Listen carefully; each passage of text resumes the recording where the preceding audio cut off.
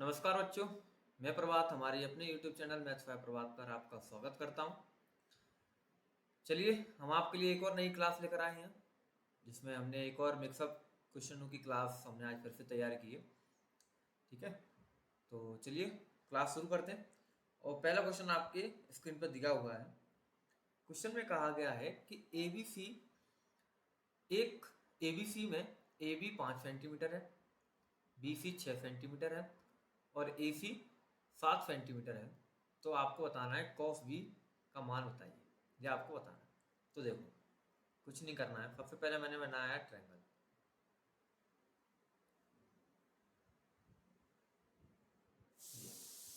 ये रहा A, ये रहा B और ये रहा C। ठीक है, AB कितना दिया मैं 5 दिया है, BC कितना दिया मैं 6 दिया है और AC कितना दिया 7 दिया है। ये दिया मैं, हमने यहाँ पे डाल दिया एक परपेंडिकुलर डाल दिया, ये परपेंडिकुलर डाल दिया मैंने। ठीक है, अब इसकी हाइट, इसको मैंने मान लिया x, तो ये बचा हुआ कितना हो जाएगा 6 माइनस एक्स हो जाएगा। ये 5 है, ये 7 है, ये x मान लिया, ये पूरा 6 था तो बचा हुआ 6 माइनस एक्स हो जाएगा। अब दो ट्रायंगल बन रहे हैं इसमें, एक ट्रायंगल है आपका, मैंने इसको D मान लिया, एक ट्रायंगल है आपका ABD और एक ट्रायंगल है आपका ACD। ठीक है, अब ABD और ACD में आपका देखो तो AD कॉमन है AD के, यानी ये क्या आपकी परपेंडिकुलर है, परपेंडिकुलर है ना।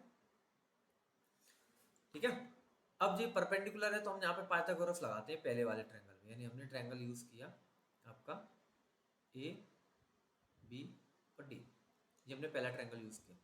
तो इसमें आपका क्या हो जाएगा, इसको मैंने अगर बाई मान लो, बाई माना मैंने, बाई मानो चाहे मानो ऐसे ही रखो। देखो मैंने पहला ट्रायंगल लिया, इसमें आपका क्या हो जाएगा कि बाई मान लो, इसको बाई मान लेंगे तो क्या हो जाएगा आपका x square plus y square बराबर 5 का स्क्वायर, यानी अगर वाई स्क्वायर निकालूँ मैं तो y square equal to 5 square minus x square.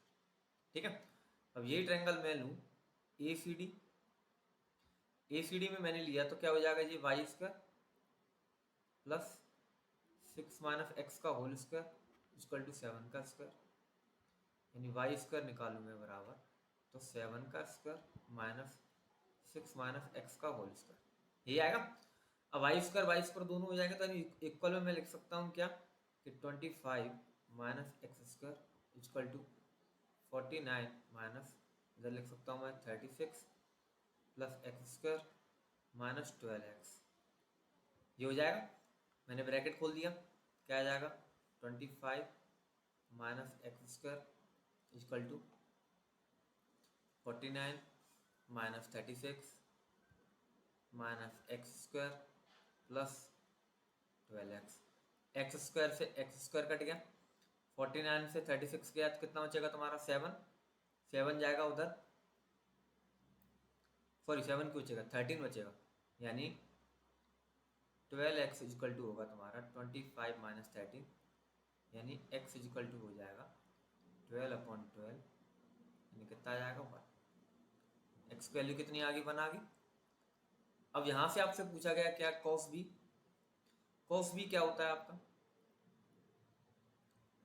Perpendicular, sorry base upon hypotenuse, base क्या आपका 1, हाइपोटेनस कितना 5, कितना हो जाएगा 1/5, यानी आपका आंसर कितना हो जाएगा 1/5। समझ में आया ना। फिर cos b पूछा गया था, cos b में आपका क्या होगा, ये वाला एंगल पूछा ना हमसे, ये वाले एंगल के लिए आपका जी परपेंडिकुलर, जी बेस हो गया, जी हाइपोटेनस हो गया, तो निकाल लिया हमने बेस अपॉन हाइपोटेनस यानी 1/5। ठीक है, अगला देखते हैं। अगले क्वेश्चन में आपसे कहा गया है कि यदि 27, 45, x 125 क्रमानुगत समानुपाती हैं तो आपको x की वैल्यू बतानी है। तो क्रमागत समानुपाती मतलब क्या होगा कि 27/45 प्रोपोर्शनल x रेशियो 125, यानी मैं लिख सकता हूँ कि 27/45 इक्वल टू x/125। काट दो इसको, 9 3 27, 9 5 जा 45, 5 से काट दिया 25 बार, यानी x इक्वल टू आ जाएगा आपका 75। कितना आ जाएगा? 75 आ जाएगा। ठीक है, अगला देखते हैं। अगले क्वेश्चन में आपसे कहा गया है कि एक बेईमान डीलर अपने माल को लागत मूल्य पर बेचता है, लेकिन वह 1 किलोग्राम के स्थान पर 750 ग्राम वजन का उपयोग करता है, तो उसका परसेंटेज कितना? देखो, इस क्वेश्चन को करने के लिए आप एक चीज दिमाग पर रखा, मान लीजिए 1 किलो की बात मतलब कितना हो जाएगा? 1000 ग्राम। मैंने माना 1000 ग्राम मैंने 1000 रुपये में लिया। 1000 ग्राम मैंने एक हजार ग्राम में लिया।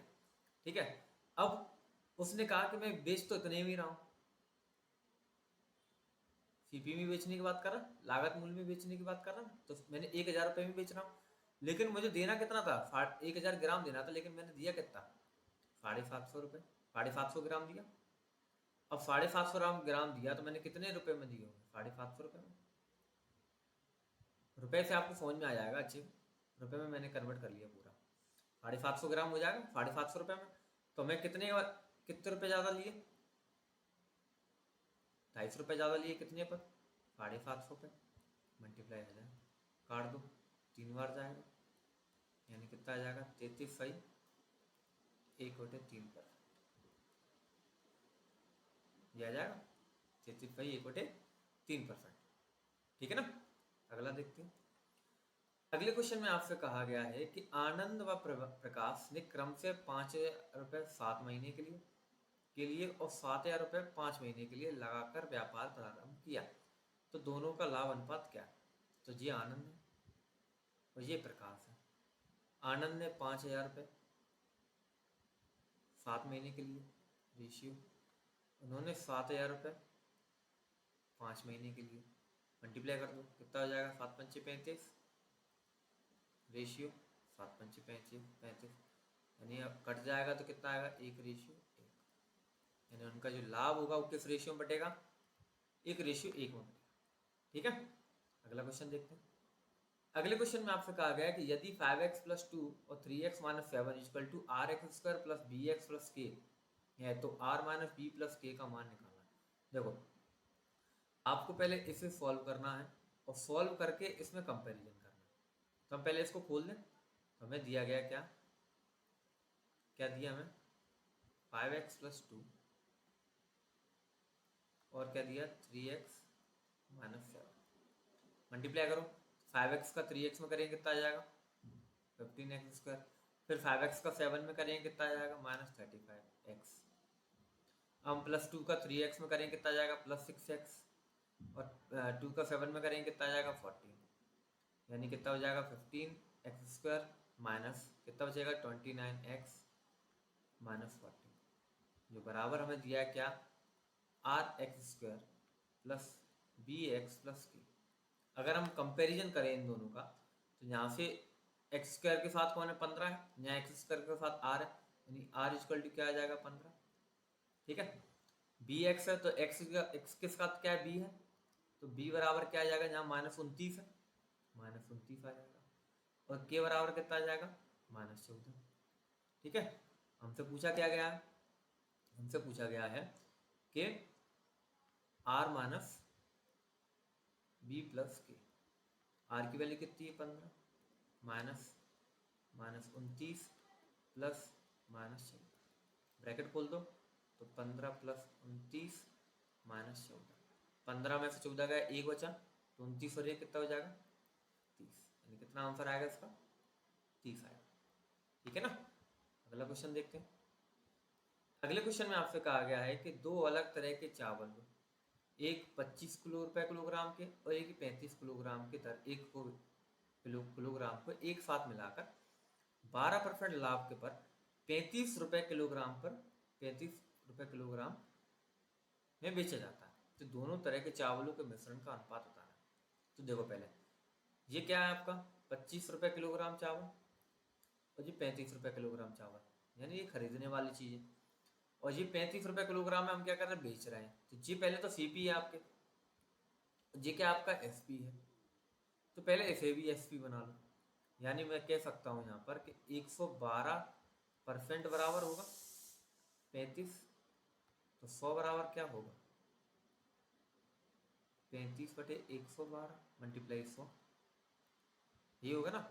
7 से काट दो, 7×5 = 35 और 7 16, 16×7 = 112, 4 से काट दो जी 25, ये कितनी बार जाएगा 4, यानी कितना आ जाएगा 125/4। अब यहाँ से लगा दो मिक्सचर एलिगेशन वाला सिस्टम। पहले दिया आपको 25, दूसरा दिया आपको कितना 35, और ये आपका 125/4, निकाल लो यहाँ से मिक्सचर एलिगेशन लगा। इन दोनों का निकाला तो 25 चौके 100, तो 100 में 125 में 100 गया, कितना बचेगा 25/4। यहाँ पर 35 है, तो 35 दूनी 70 दूनी 140, तो 140 में 125 जाएगा, कितना बचेगा 15, 15/4। 4 से 4 कट गया, रेशियो निकालना है 3:5, यानी दोनों का रेशियो कितना है 3:5। कौन सा आंसर हो गया, डी वाला, ठीक है ना।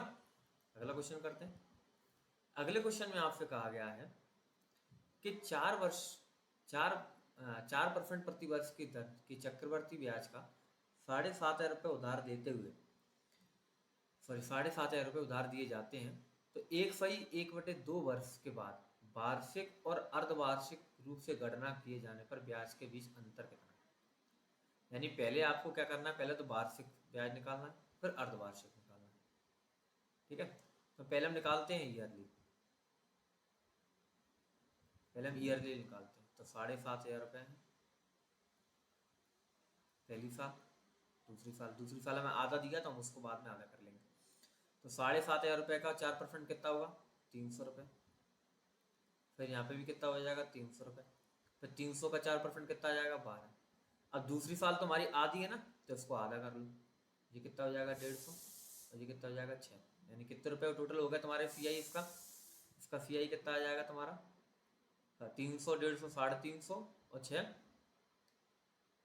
सॉरी 450, 456 आ जाएगा, ठीक है ना, ये आ गया 456।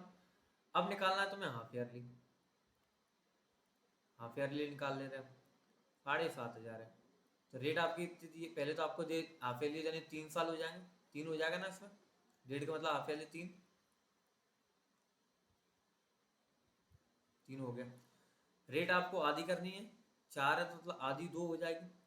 अब 7,500 रुपये का 2% कितना होगा 150 रुपये, पहली साल 150 हो गया, फिर दूसरी साल 7,500 रुपये कितना होगा 150 रुपये, फिर 150 का 2% कितना होगा 3, फिर तीसरी साल में कितना हो जाएगा 150 रुपये, फिर 150 का कितना होगा 2% 3, फिर 150 का 2% कितना होगा 3, और 3 का 2% कितना हो जाएगा तो 0.06 हो जाएगा। जोड़ दो तीनों को, तो यहाँ का CI कितना निकल के आएगा तुम्हारा 15×45 450, और जो 9 यानी 4,500, सॉरी 459.06, ये हो गया। अब आपसे पूछा गया है क्या कि दोनों का क्या निकालना है, आपको अंतर निकालना है। इन दोनों का अंतर कितना हो जाएगा 3.06, कितना आ जाएगा 3.06, दोनों का अंतर कितना हो जाएगा 3.06, ठीक है। अगला क्वेश्चन करते हैं। अगले क्वेश्चन में आपसे कहा गया है कि एक ट्रेन किसी प्लेटफॉर्म को 36 सेकंड में और उस पर खड़े एक व्यक्ति को 20 सेकंड में पार करती है। यानी कोई एक ट्रेन है जो एक प्लेटफॉर्म को 36 सेकंड में पार कर रही है और एक उस पर व्यक्ति खड़े को 20 सेकंड में पार कर रही है, और ट्रेन की गति क्या है 54 किलोमीटर प्रति घंटा है। तो प्लेटफॉर्म की लंबाई बताना। तो पहले तो हमने इसकी स्पीड को चेंज किया, स्पीड हमें कितना दिया 54, इसको हम उसमें चेंज करेंगे मीटर प्रति सेकंड में, तो 5/18 करेंगे, 18 पे काट दिया 3 बार जाएगा, 5 दिए 15, 15 मीटर प्रति सेकंड आ गया, ठीक है। अब व्यक्ति खड़ा है, तो व्यक्ति खड़ा तो उसको डिस्टेंस कितनी होगी, ट्रेन की खुद की होगी ना, ट्रेन की खुद की डिस्टेंस होगी, यानी डिस्टेंस की अब मैं T लिख सकता हूँ, distance is equal to speed into time होता है। अब स्पीड कितनी 15 और टाइम कितना दिया 20, यानी इस ट्रेन की लंबाई कितनी आ गई 300 मीटर, ये तो ट्रेन की लंबाई आ गई, ठीक है। अब जब प्लेटफॉर्म वाली बात होगी प्लेटफॉर्म की, तो उसमें क्या होगा डिस्टेंस इक्वल टू क्या होगा स्पीड इनटू टाइम होगा। तो डिस्टेंस हमारा कितना है कि उसमें क्या होगा, प्लेटफॉर्म प्लस ट्रेन, तो ट्रेन हमारा 300 है, इक्वल टू स्पीड कितनी उसमें 15, टाइम कितना लगा 36, यानी P इंटू 300, सॉरी इंटू नहीं है, प्लस इक्वल टू कितना हो जाएगा 15×6 = 90, 15×3 = 45, 540, यानी P इक्वल टू कितना आ जाएगा 240, यानी प्लेटफॉर्म की लंबाई कितनी आ गई 240 मीटर। ठीक है ना। पहले हमने यहाँ से उसका वो निकाल लिया ट्रेन की लंबाई, जो ट्रेन है TR लिख लिया मैंने, टाइम मत समझ लेना, TR ट्रेन है, ठीक है ना। फिर उसके बाद हमने प्लेटफॉर्म की निकाली, ठीक है। अगला क्वेश्चन करते हैं। अगले क्वेश्चन में आपसे कहा गया है कि ए की कार्य क्षमता बी की कार्य क्षमता की 3 गुनी है। यदि दोनों मिलकर एक काम को 15 दिन में समाप्त कर देते हैं तो बी उसी काम को कितने दिन में समाप्त करेगा। सिंपल क्वेश्चन है। ये ए है, ये बी है, ये इनका टाइम है, ये रेट है। रेट आपको कितना दिया है, रेट आपको दिया, और ये ए बी, दोनों मिलकर 15 दिन में काम कर रहे हैं, ठीक है। आपसे कहा गया है कि जो बी है, ए की कार्य क्षमता बी की कार्य क्षमता के 3 गुनी, यानी अगर ए की कार्य क्षमता बी की कार्य क्षमता 1 होगी तो ए की कितनी होगी 3 गुनी हो जाएगी, 3 गुनी हो गई। अगर बी की 1 है तो बी की 1 है तो ए की कितनी हो जाएगी 3, दोनों मिलकर कितनी हो जाएगी 4, तो टोटल वर्क कितना आ जाएगा 15×4 = 60, टोटल वर्क 60 हो जाएगा। आपसे पूछा गया बी उसी काम को कितने दिन में करेगा, तो एक दिन में एक काम कर रहा है तो 60 काम कितने दिन में करेगा 60 दिन में, कितने दिन में करेगा 60 दिन में करेगा, ठीक है ना। अगला क्वेश्चन करते हैं। अगले क्वेश्चन में आपसे कहा गया है कि 7 × 7⁻³ है डिवाइडेड बाय 49 × 7⁻³ इंटू 22401/2 और इक्वल टू 7 की पावर बताना है। कुछ नहीं करना, देखो 7 × 7 यानी कितना हो जाएगा 7⁻² होल पावर 3 डिवाइड 49 मतलब क्या हो जाएगा 7⁻² और एक 7 यानी कितना हो जाएगा 7⁻³ पावर 3 मल्टीप्लाई 2401 49 का स्क्वायर होता है, 2401 49 का स्क्वायर होता है, तो मैं लिख सकता हूँ 49 का स्क्वायर और स्क्वायर। अब मैं ब्रैकेट खोल दूँ तो 7 की पावर कितनी हो जाएगी 6 डिवाइडेड बाय 7 की पावर कितनी हो जाएगी 9 मल्टीप्लाई, यहाँ अगर 7 की पावर 49 की पावर 2 है तो मैं लिख सकता हूँ 7 की पावर 2 मल्टीप्लाई 2 और होल पावर 2, यानी कितनी हो जाएगी, मैं पूरा लिख दूँ तो 8 हो जाएगी पावर, कितनी हो जाएगी पावर 8। अब आपको पता है कि मल्टीप्लाई में पावर जुड़ती है और डिवाइड में कम होती है, यानी अगर मैं इस तरीके से लिख सकता हूँ कि 7 की पावर 6 मल्टीप्लाई 7 की पावर 8 अपॉन 7 की पावर 9 लिख सकता हूँ। तो पावर कितनी हो जाएगी 7 की पावर 8 और 6 14 माइनस 9, यानी 7 की पावर कितनी आ जाएगी 5, 7 की पावर कितनी आ जाएगी 5, ये आपसे पूछा गया 7 की पावर पूछिए आपसे 7 की पावर कितनी आ जाएगी 5, ठीक है। अगला क्वेश्चन करते हैं। अगले क्वेश्चन में आपको दिया गया है कि cube root 157464 plus square root 8836 minus 45% of 800 equal to question mark plus 1188 divided by 9 minus 36 का स्क्वायर, ये आपको पूछा गया। तो देखो सबसे पहले ये दिया आपको 157464, इसका आपको क्यूब रूट निकालना। तो देखो क्यूब रूट निकालने का सिंपल तरीका बताऊंगा। सबसे पहले पीछे से 3 नंबर ले लो और उसे 2 हिस्सों में तोड़ लो, पीछे से 3 नंबर लेना, पीछे से आगे कितने भी रह जाए उससे कोई मतलब नहीं, हमें पीछे से 3 नंबर लेना है, यानी आपके 2 नंबर हो गए। एक हो गया आपका क्या, एक हो गया आपका 157,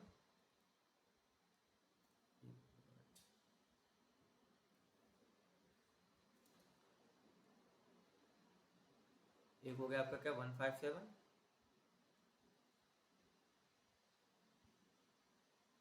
और एक हो गया आपका 464, ठीक है ना।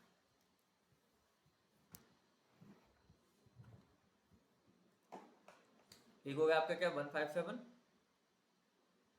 एक हो गया 464।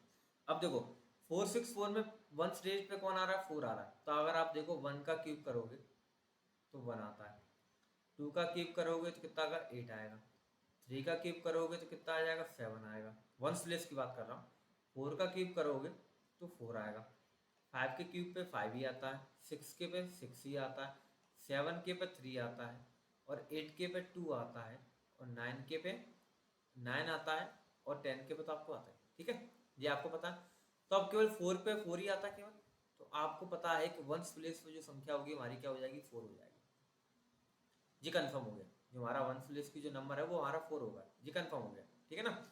अब आपको निकालना टेंस प्लेस का नंबर। अब देखो 157 जो है, इसमें देखो आप ये किन दो नंबरों के बीच में आ रहा है, मतलब किन दो नंबरों के क्यूब के बीच में आ रहा है। तो मैं अगर देखूँ कि 5 का क्यूब कितना होता है 125, और 6 का क्यूब कितना होता है 216, यानी इन दोनों के बीच में ही आपका आ रहा है, इन दोनों के बीच में ही 157 आ रहा है। ठीक है, तो अब इन दोनों में आपको देखना सबसे छोटा नंबर कौन सा है, 5 है, तो सबसे छोटी संख्या 5 आ जाएगी, यानी इसका कितना आ जाएगा 5, इसका कितना आ गया 4, एंड टोटल कितना आ जाएगा 54। समझ में आ गया ना कैसे निकालते हैं क्यूब रूट के। दो नंबरों में पहले तोड़ लो उसको, फिर उसके बाद उसमें उसका वो कर लो। समझ में आया ना, वंस प्लेस देख लो पहले, फिर वो देख लो कि उसमें उसमें कौन से नंबरों के बीच में आ रहा हो, जो छोटा नंबर हो उसे ले लेते हैं। ठीक है, यानी अगर मैं कहूँ, अगर मैं क्वेश्चन लिखूँ, इसका क्यूब रूट कितना आ जाएगा 54 प्लस 8836। अब 8836 तो मतलब जी क्या है कि अगर मैं इसको नॉर्मल देखूँ तो आगे देखूंगा तो क्या आ जाएगा 90 आएगा, तो 9 तो आने ही आने, ये तो कंफर्म है। और 6 आता है कि, अब यहाँ पे देखना आपको 6 किस में आता है, 6 के में भी आता है, 4 के में भी आता है। तो अगर मैं 6 को करूँ तो ज़्यादा हो जाएगा, तो 4 हो जाएगा। वैसे इसको आपको करके दिखा देता हूँ मैं, देखो इस तरीके से करते हैं। 8836 स्क्वायर है तो पीछे से 200 में तोड़ो, दो दो में तोड़ना होता है, दो टूट गया। अब आगे देखो 9 9 या 81, 18 या 81 आ जाएगा, कितना बचेगा 736। एक नंबर पीछे का बंद कर लो, आगे वाले में डिवाइड दो, अप्रॉक्स 18 4 जा 72, यानी 4 बार जाएगा। मल्टीप्लाई कर दो, 4 का 4 4 जा 16, कैरी 1, 18 4 जा 30 72 है 370, यानी कितना जाएगा 94, जो होगा 94 माइनस 45 का 800, 800 निकालना, 45% ऑफ 800, यानी 800 का 45% निकालना है। तो जीरो से जीरो कैंसिल हो जाएगा, लिख देता हूँ मैं 45/100 मल्टीप्लाई 800 इजक्वल टू, यहाँ पे x मान लिया, प्लस डिवाइड दे दो, तो 9 1 जा 9, कितना बचेगा 2 28, 9 3 या 27, फिर बचेगा 1 18, 9 2 या 18, और माइनस 36 का स्क्वायर कितना हो जाएगा तुम्हारा, देखो 09 और 36 और 9 3 18 और 36, कितना हो जाएगा 1296, यानी 1 कितना आएगा 1296, ये आएगा।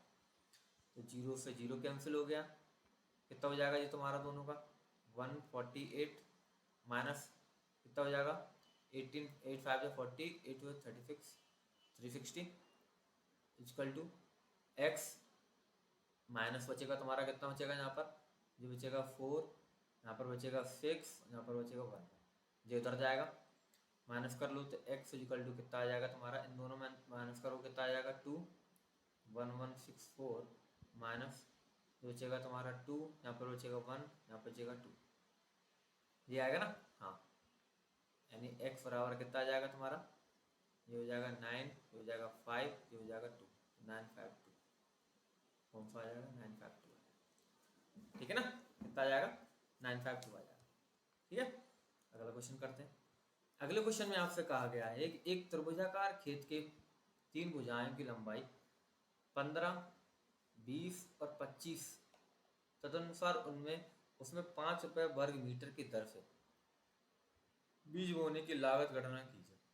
वर्ग मीटर दिया है, यानी आपको क्या निकालना एरिया, और देखो 15, 20 और 25, ये आपको ट्रिपलेट याद होगी, 3 4 5, ये ट्रिपलेट है। इनमें अगर 5 का मल्टीप्लाई करो, 5 3 15, 5 को 20, 5 25, यानी मैं कह सकता हूँ जी राइट एंगल ट्रायंगल होगा तुम्हारा, यानी ये 15 होगा, ये 20 होगा, ये 25 होगा। कोई भी मान लो 15 20 इन दोनों में आपस में चेंज हो जाएगा, तो फॉर्मूला क्या हो जाएगा 1/2 बेस इंटू हाइट, 2 से 2 काट दो 10, कितना जाएगा 150 मीटर स्क्वायर। 1 मीटर स्क्वायर में कितने रुपये लग रहा है 5, तो 150 में कितने लगेंगे 550 रुपये। 15 में 5 का मल्टीप्लाई कर दो, 550 आ जाएगा। ठीक है ना, अगला क्वेश्चन करते हैं।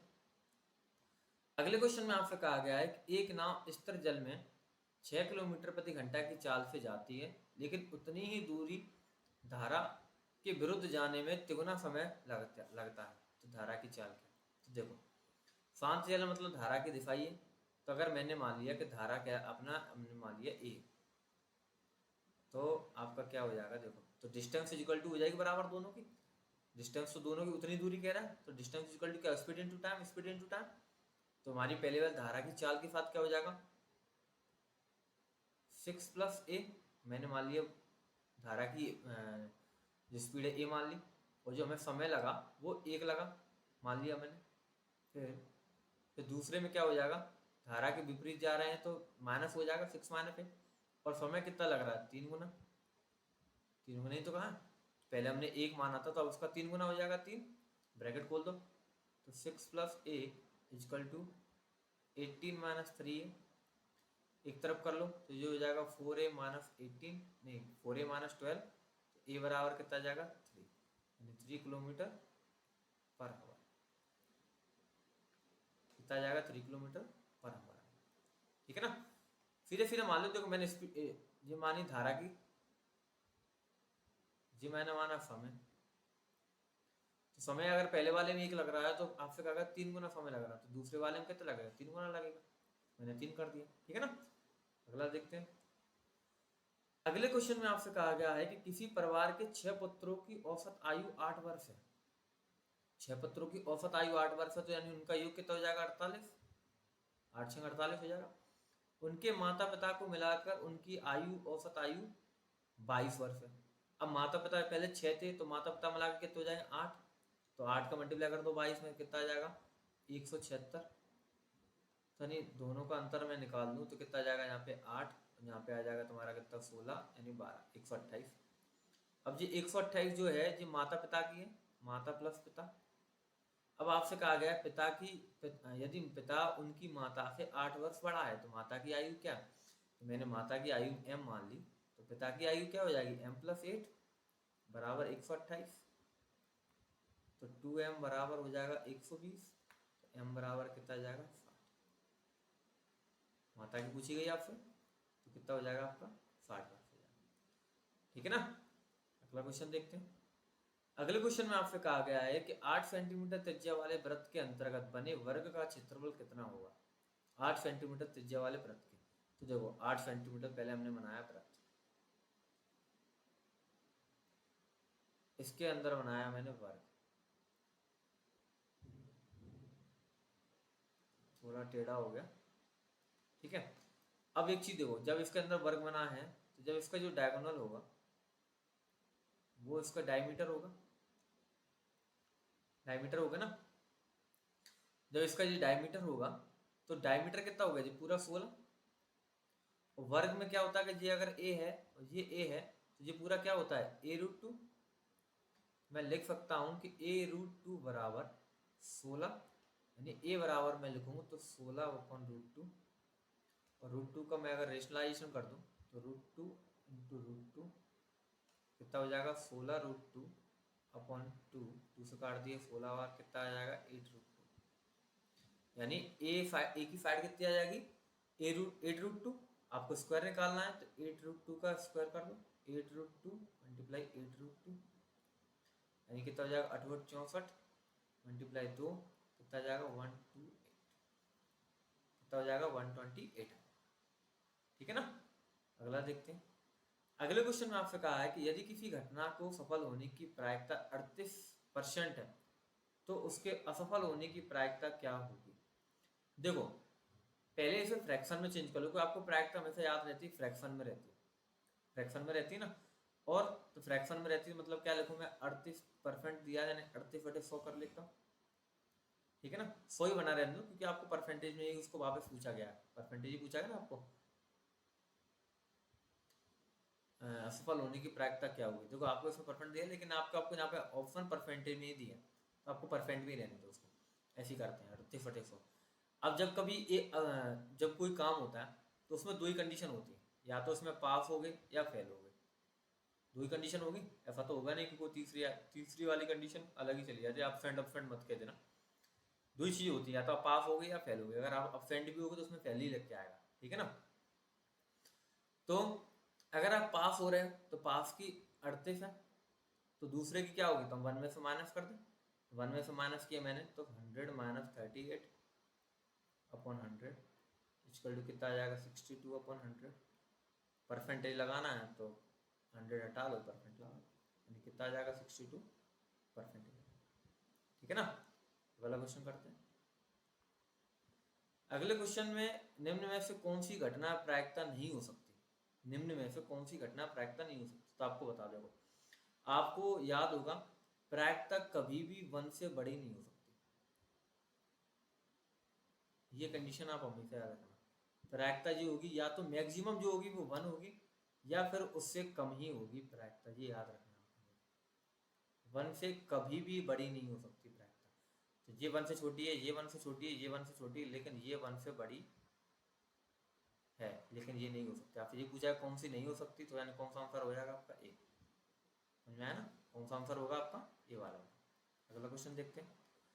अगले क्वेश्चन में आपसे कहा गया है कि दूध और पानी के 48 लीटर के मिश्रण में दूध एवं पानी का अनुपात 5:3 है। ये मिल्क है, ये वाटर है, 5:3 का अनुपात है, यानी टोटल कितना हो जाएगा 8, जो किसके बराबर होगा 48 के।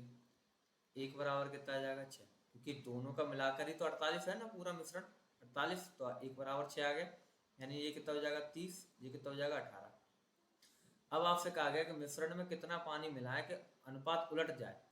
तो पानी मिलाना है तो मैंने मान लिया 30 अपॉन 18 प्लस एक्स, इतना पानी मिलाना, मैंने एक्स मान लिया। और अनुपात जो उलट जाएंगे, अगर 5:3 है तो वो कितना हो जाएगा 3:5 हो जाएगा।